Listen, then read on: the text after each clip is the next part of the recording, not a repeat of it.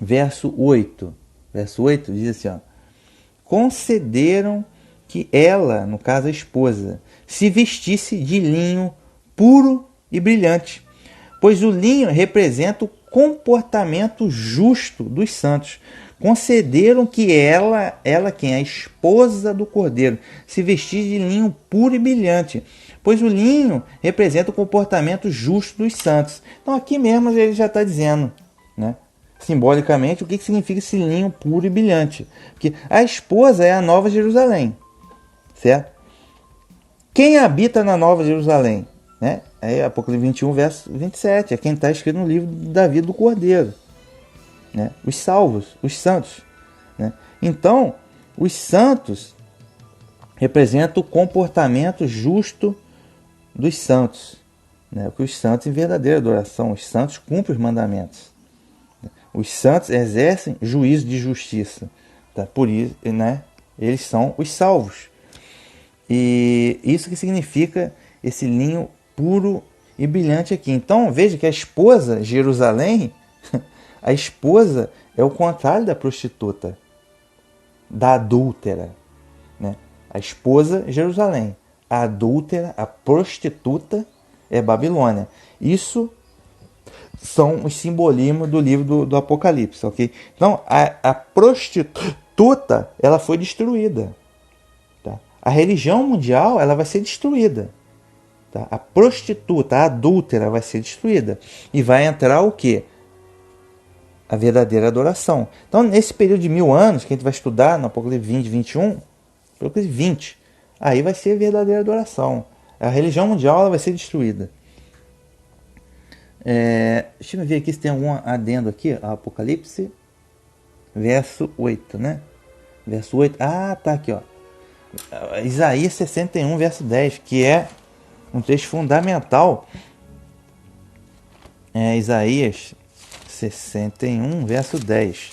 A gente entender esse vestido aí, como que funciona isso. Isaías, opa, só um momentinho.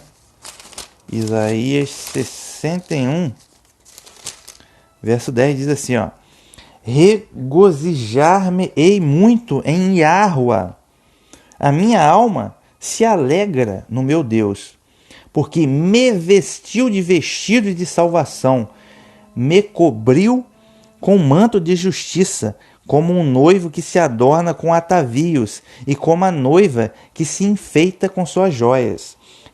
Regozijar-me-ei muito em Yahua, a minha alma se alegra no meu Deus, porque me vestiu de vestidos de salvação e me cobriu com manto de justiça. Então, quem é que veste, quem é que vai te vestir com o vestido de salvação e te cobrir com manto de justiça? É Yahua, meu amigo. O ser humano, ele não tem méritos, isso é uma coisa que a Bíblia ensina. O ser humano não tem mérito. A salvação é pela graça, nos méritos e no sacrifício do Messias. Então, a salvação é pela fé. Só que essa fé, ela produz obras como consequência da fé. Consequência, não a causa, mas a consequência da coisa. Tá? Tal qual uma árvore saudável, a consequência dela é produzir bons frutos. Ok? Então, só que quem capacita você a fazer o bem é o Eterno, agindo através do Espírito Santo. Okay? O ser humano só faz bobagem. Então você vai desenvolver a sua salvação. Você não ganha. Você ganha pela fé no mérito que não é teu. Mas você desenvolve a salvação com boas obras, com um comportamento justo. Mas quem te capacita a isso é o Espírito Santo. Okay? Isso eu vou tratar em outro episódio. Mas veja bem, não adianta você se achar justo, né? O cara é salvo, é um justo. Eu tô com vestido de linho brilhante. É porque eu sou bom, eu fiz as coisas, eu fiz boa obra. Não, meu amigo. Você não tem mérito nenhum, você não tem capacidade. Tá? Quem te vestiu a salvação foi o Eterno.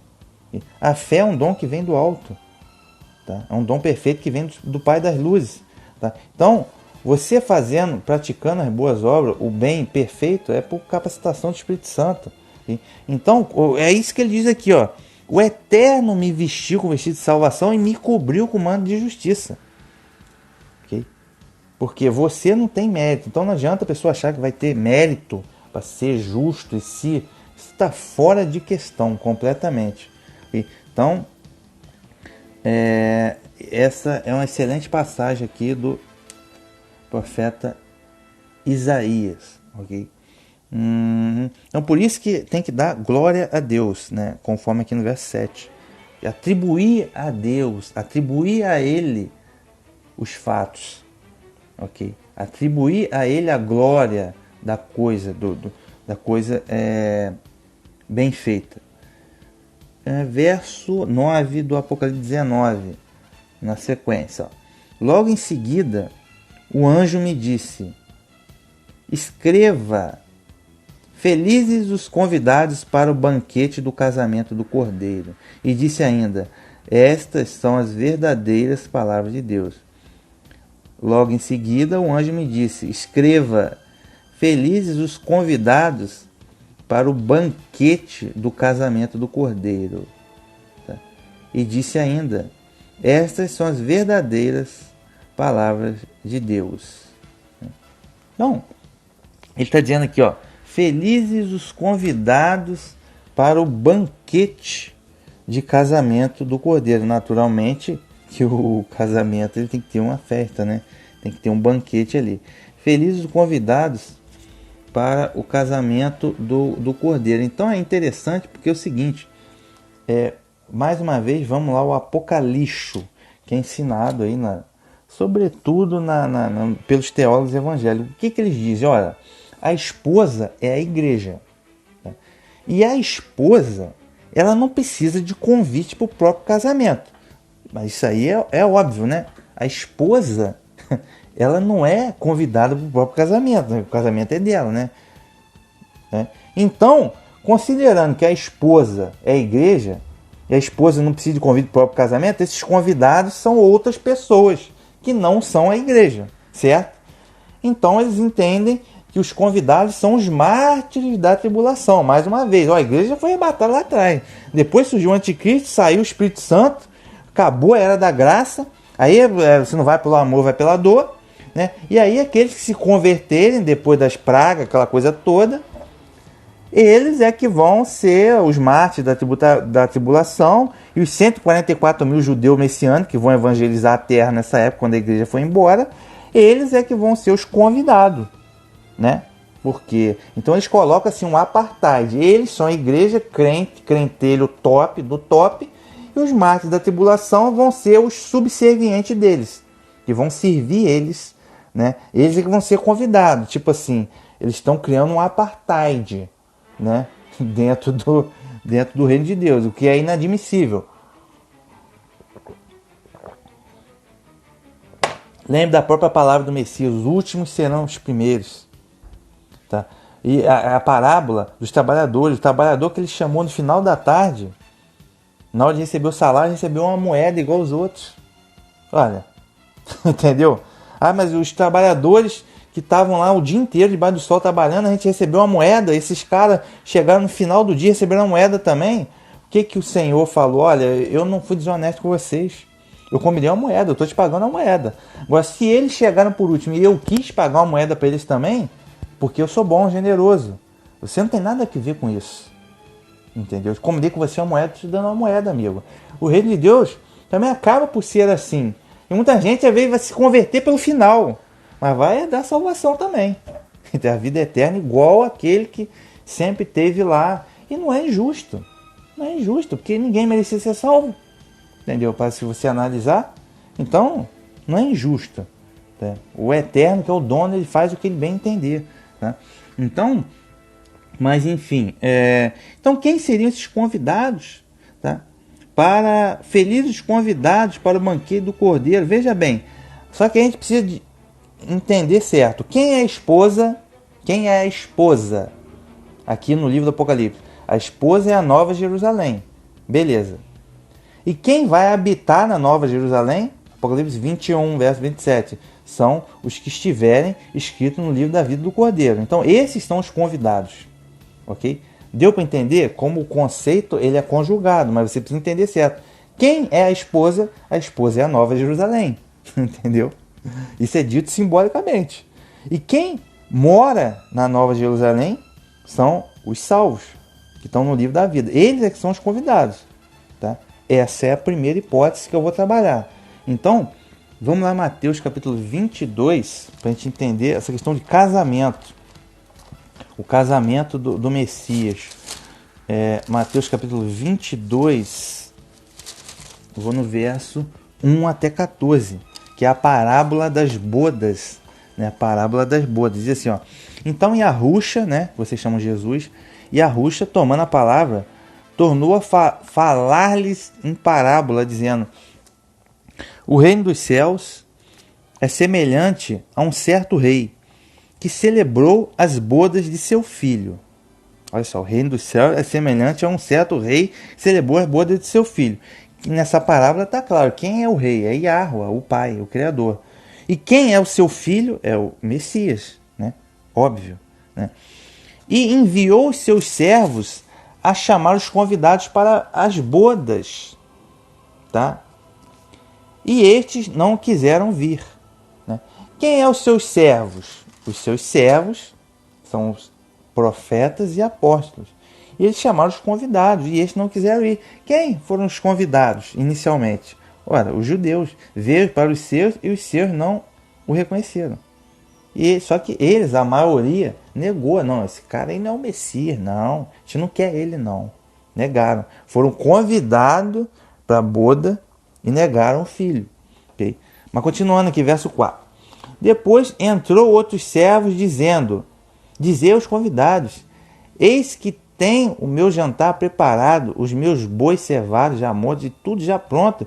Vinde às bodas. Porém, eles não fazendo caso, foram um para o seu campo e outro para o seu tráfico, e outros, apoderando-se dos servos, os ultrajaram e mataram. Então, quando o rei, no caso o Eterno, mandou outros servos, pode ser que esses primeiros servos deviam ser os profetas, né? Até João Batista. Aí não quiseram, negaram o Messias. Depois, o rei mandou outros servos. Quem seriam esses outros servos? Os apóstolos. Né? Insistindo mais uma vez, ó, Messias já morreu, ressuscitou, vamos acreditar no Messias, em nome dele que a gente faz o milagre, mas eles não quiseram acreditar, ainda mataram os servos, ou seja, ainda perseguiram os apóstolos. Foi a perseguição lá do Sinédrio, lá no primeiro século. Tá? Verso 7 do Mateus 22. E o rei, tendo notícia disso, encolerizou-se e, enviando os seus exércitos, destruiu aqueles homicidas e incendiou a cidade deles.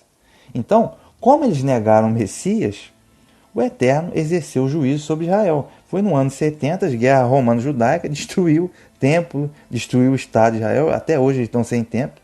Né? Ficaram 2000 anos vagando para tudo que é nações. Começaram a retornar agora, pela providência do Eterno, é claro, no final do século, meados do século XX, né? Guerra dos 6 dias, aquela coisa toda, mas os caras negaram o Messias, tomaram cura de 2000 anos, entendeu? Foi a guerra romano-judaicas, né? Isso é o juízo, porque eles negaram o Messias e ainda perseguiram os apóstolos, ok? Então foi justo. Verso 8. Então diz aos servos: as bodas, na verdade, estão preparadas, mas os convidados não eram dignos, porque eles negaram o Messias. E depois, as saídas do caminho, convidai para as bodas a todos os que encontrarem. E os servos, saindo pelos caminhos, ajuntaram todos quantos encontraram, tanto mal como bons, e a festa nupcial foi cheia de convidados. Ou seja, a partir do momento que os judeus negaram o Messias, o Eterno fez o trabalho dele, cumpriu o que tinha prometido pelo profeta, as 70 semanas, tá? Do profeta Daniel, ele cumpriu tudo. Aí, os apóstolos, né, os servos aqui, partiram para as nações. Tá? E as nações, né, claro que as nações, né, todas as nações tiveram oportunidade, estão tendo até hoje, de conhecer o Evangelho e tal. Então o Evangelho ganhou as nações. É justamente o que ele disse aqui: os servos, saindo pelos caminhos, juntaram todos quanto encontraram, tanto mal quanto bom, e a festa nupcial foi cheia de convidados. Verso 11. E o rei entrando para ver os convidados, viu ali um homem que não estava trajando vestido de núpcias. Tá?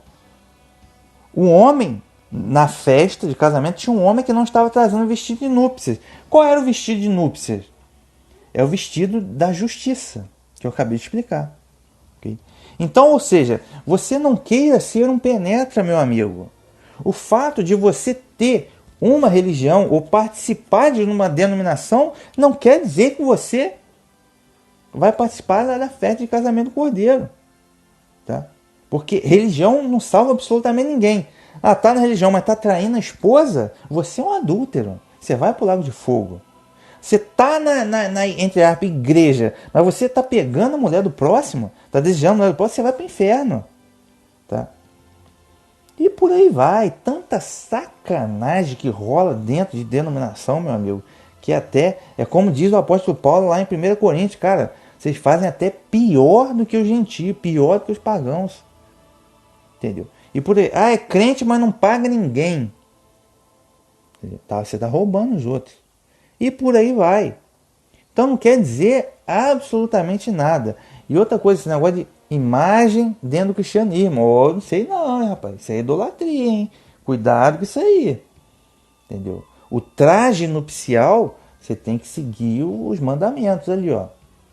Tem que estar de acordo com os mandamentos. Eu até entendo que não dá para ser perfeito e tudo, né? Mas, pera lá, né? Tem o limite das coisas. Adultério, idolatria, falso testemunho, entendeu? Você é cristão, mas levanta falso testemunho contra o próximo, tá de brincadeira. Né? Você é um mentiroso, vai pro inferno. Então, você tem que estar vestido com traje nupcial, senão você é um penetra. Ah, mas eu vou na igreja, mas você, na verdade, é um penetra. Você não está vestido com o manto da justiça, entendeu? Então, muita gente se engana, é o que está dizendo aqui, ó.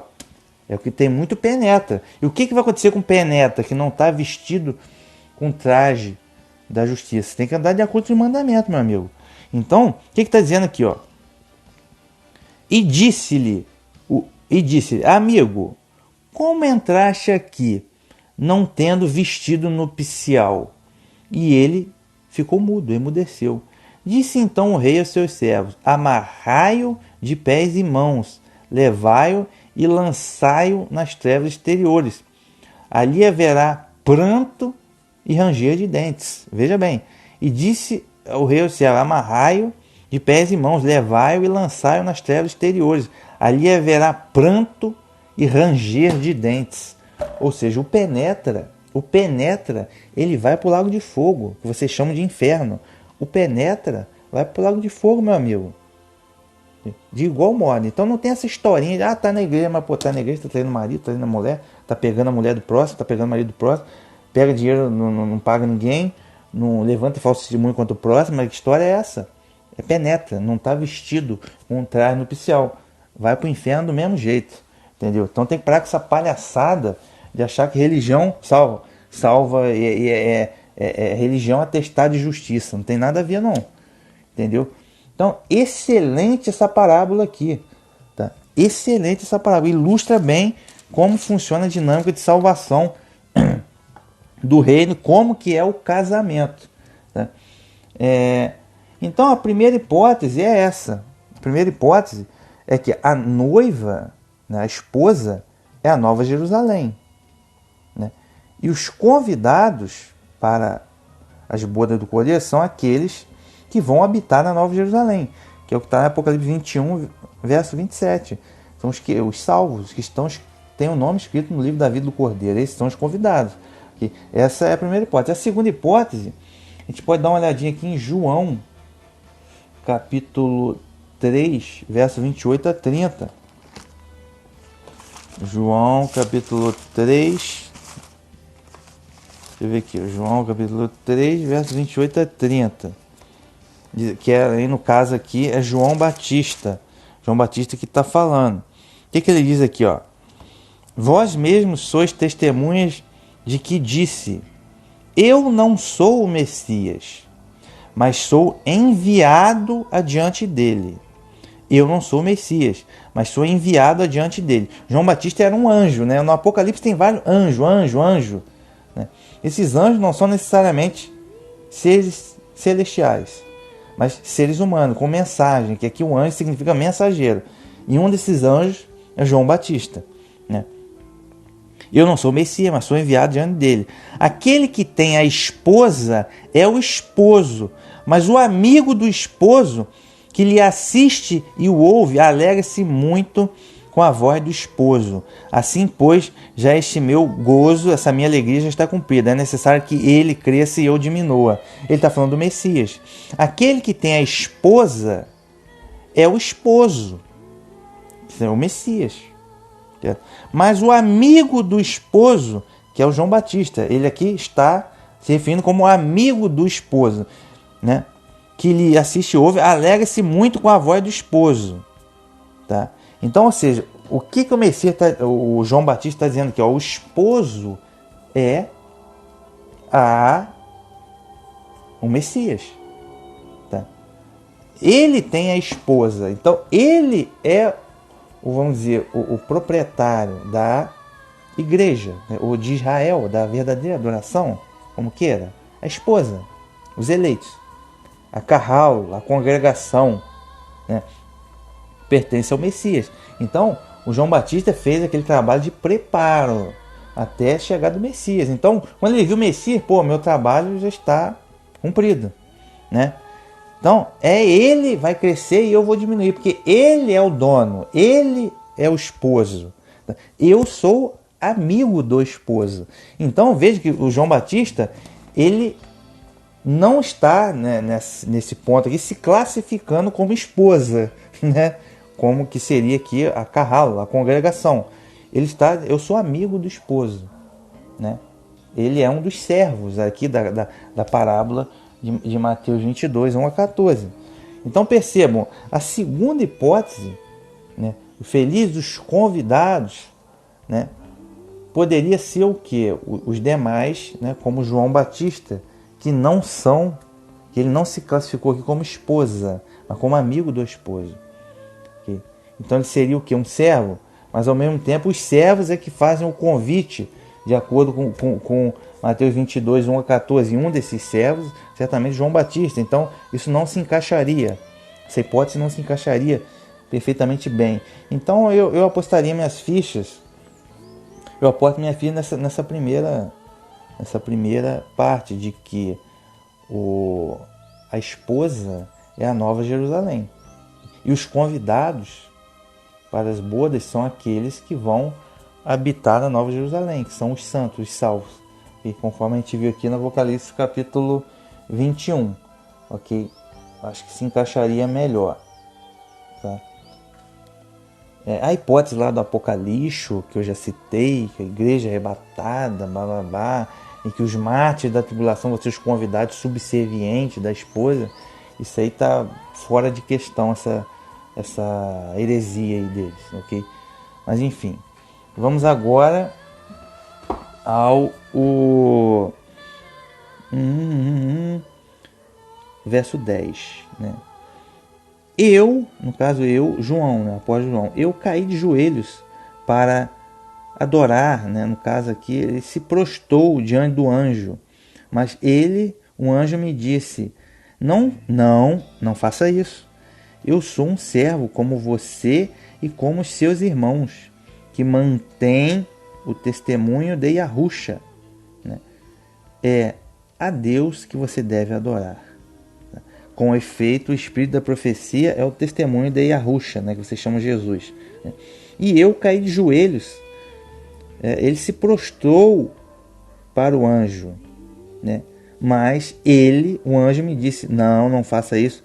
Eu sou um servo como você, né? E como seus irmãos que mantêm o testemunho do Messias. Então, nessa cena aqui, o apóstolo João, ele ficou tão extasiado com essa cena que ele se ajoelhou, se prostrou diante do anjo. Mas o anjo o recriminou, porque o anjo, ele é um ministro, tá? Então ele é um servo, igual o João, ele tá aí para trabalhar, tá? Então, para a gente entender melhor essa questão, vamos Atos capítulo 10. Então a gente não deve prestar homenagem para coisas e nem para pessoas, né? Atos capítulo 10, versos 25 a 26. Diz assim, ó. Isso foi quando Pedro, o apóstolo Pedro, foi na casa de Cornélio. Tá? Quando ele chegou na casa de Cornélio. E aconteceu que, entrando Pedro, saiu Cornélio a recebê-lo e, prostrando-se aos seus pés, o adorou. Né? Ou, no caso aqui, a gente tem que ter cuidado, que eles traduzem como adorar. Muitas coisas que não é exatamente adorar. É render homenagem. Porque adoração, o que é adorar? É o serviço religioso. Né? É adoração. Isso é devido ao Pai, Yahweh, mas ninguém. O Messias, que é o Filho unigênito, o Cordeiro, por ele ter méritos, ele merece as homenagens, ação de graça, riqueza, poder, honra, glória, porque ele tem méritos. Isso está lá no Apocalipse capítulo 5, que é o que acontece lá no Apocalipse capítulo 5. Ok? É isso que quer dizer. Só que muitas vezes aqui ele traduz como adorar, coisa que não é adorar. É prestar homenagem. Principalmente na Bíblia aqui. A católica também está bem ruim nesse sentido. Mas a evangélica então é escancarado. Então, voltando aqui a Atos, capítulo 10, versos 25 e 26. Aconteceu que entrando Pedro, saiu Cornélio a recebê-lo e prostrando-se aos seus pés. Né? Mas Pedro o levantou dizendo: levanta-te, que eu também sou homem. Então Pedro está dizendo: eu sou só um homem. Mas o Espírito Santo fazia milagres incríveis através de Pedro, mas Pedro é só um homem, entendeu? Pedro é só um homem. Essa é a grande questão. E o homem comete falha. Por exemplo, o Messias deu aos seus apóstolos poder para expulsar o demônio, fazer aquela coisa toda. Eles faziam isso pelo Espírito Santo, não é por mérito deles. Tanto é que Pedro depois negou o Messias quantas vezes? Negou 3 vezes. Entendeu? Por quê? Porque ele é falho. O homem é falho. Então, não tem essa história de ficar rendendo homenagem para homem, para anjo, para ninguém, meu amigo. Não tem para ninguém. Tá? Isso aí é idolatria. Então, vamos lá. Apocalipse. Deixa eu dar um pulinho também. Apocalipse capítulo 14, verso 12. Para a gente poder ter um melhor entendimento aqui dessa parte aqui. Apocalipse 14, verso 12. Ele diz assim, tá. Agora a gente vai entrar nessa parte aqui, ó. Que a gente estava lendo aqui no Apocalipse 19, verso 10. Com efeito, o espírito da profecia é o testemunho de Yahusha, né, que vocês chamam de Jesus. Quando diz aqui o espírito da profecia, quer dizer, a virtude da profecia. O cerne dessa profecia. Que profecia? Toda essa profecia do Apocalipse é o testemunho do Messias. O que é o testemunho do Messias? O Evangelho. Ele que veio, tá? Que anunciou a salvação, que fez o trabalho, que sofreu o sacrifício, que ressuscitou, abrindo a porta da eternidade para todos nós, através dos méritos dele. Ele que tem os méritos. Ele que é a pedra angular de todo o projeto de salvação de Yahweh, né, o Deus Criador. Okay? Então, ou seja, o que nós precisamos? Testemunhar isso daí, ou seja, anunciar o Evangelho, basicamente. Tá? Isso é o cerne da coisa. Isso é o cerne do Apocalipse. Então, o Apocalipse, quando o Cordeiro desata o primeiro selo, no Apocalipse capítulo 6, que aparece ele com um cavalo branco, que no caso não é ele, aparece um cavalo branco com a seta. Isso é o que? O Evangelho, a gente vai ver. O Evangelho que conquistou as nações, auferindo setas certeiras no coração dos homens, conquistando os homens. Então, esse é o cerne da profecia. Esse é o cerne do Apocalipse. Esse é o cerne da salvação. Não tem salvação fora disso, meu amigo. Você correr por qualquer lugar, qualquer religião, qualquer espiritualidade, que fora disso daqui, não tem salvação. Essa é que é a grande realidade. Okay? Aí você cai em Babilônia. Tá? Agora vamos lá, Apocalipse capítulo 14, verso 12. Diz assim, aqui está a perseverança dos santos, daqueles que guardam os mandamentos de Deus e a fé em Yahusha, né? E a fé no Messias. Aqui está a perseverança dos santos. Ou seja, os santos não vão se iludir que vai ter uma molezinha, que tudo é uma grande molezinha. Tem que perseverar. É luta, evangelho é luta. Esse evangelho aí de Igreja Universal, você vai ter um carro, você vai ter uma moto, congresso empresarial, isso é Babilônia, isso é do demônio. Tá? Isso é do demônio, as pessoas querem se enganar, entendeu? Se iludir com as coisas, a sedução desse mundo. Então, meus amigos, é luta, cara. O inimigo vai botar luta para cima de você, não tem outro caminho, entendeu? Então, se a gente participar da luta do Messias, a gente vai participar da glória com ele também, ok? Essa é a regra do jogo. Então, perseverança dos santos. O santo é que vai perseverar diante das dificuldades. Daqueles que guardam os mandamentos de Deus. Onde é que estão os mandamentos de Deus? Os mandamentos de Deus estão onde? Estão na Torá. Okay? Então, é mister que você ande de acordo com aquilo. É uma consequência da sua fé. Okay? E a fé no Messias, a fé em Yahushua. Onde é que está a fé no Messias? Onde que você acha? No Evangelho. Entendeu? Evangelho, de forma mais ampla, nos escritos nazarenos. Você chama o Novo Testamento, os Evangelhos, os ensinos de Paulo e por aí vai. Mas vamos dizer assim, abreviar, no Evangelho. Então, você tem que ter isso aqui, para você ser as características de quem é salvo. Tá? Aqui está perseverando dos santos, aqueles que guardam os mandamentos de Deus e têm a fé no Messias. É impossível, se você tem a fé no Messias, que é a causa de salvação, a consequência disso é você guardar os mandamentos. Agora, se você me diz que tem a fé no Messias, mas não guarda os mandamentos, você está de brincadeira. Você é um penetra que não está vestido com os vestes nupciais. Você vai ser expulso da fé de casamento. Ah, eu sou crente. Você tem uma bela fé, eu acredito em Jesus. Tá, mas trai a mulher, trai o marido, pega a mulher do próximo, não paga ninguém, mente pra caramba pros outros. Pô, então você é um penetra, entendeu? Uma coisa leva a outra, basicamente. Deixa eu ver aqui alguma coisa no verso 10. Verso 10. Bem, Apocalipse 12, verso 17, mais uma vez. Apocalipse capítulo 12, verso 17, ó. Cheio de raiva por causa da mulher, né, o dragão começou então a atacar o resto dos filhos dela, a perseguir os santos, os que obedecem os mandamentos de Deus e têm o testemunho de Yahushua, o testemunho do Messias. Mais uma vez, tá? O dragão vai perseguir quem? O dragão Satanás.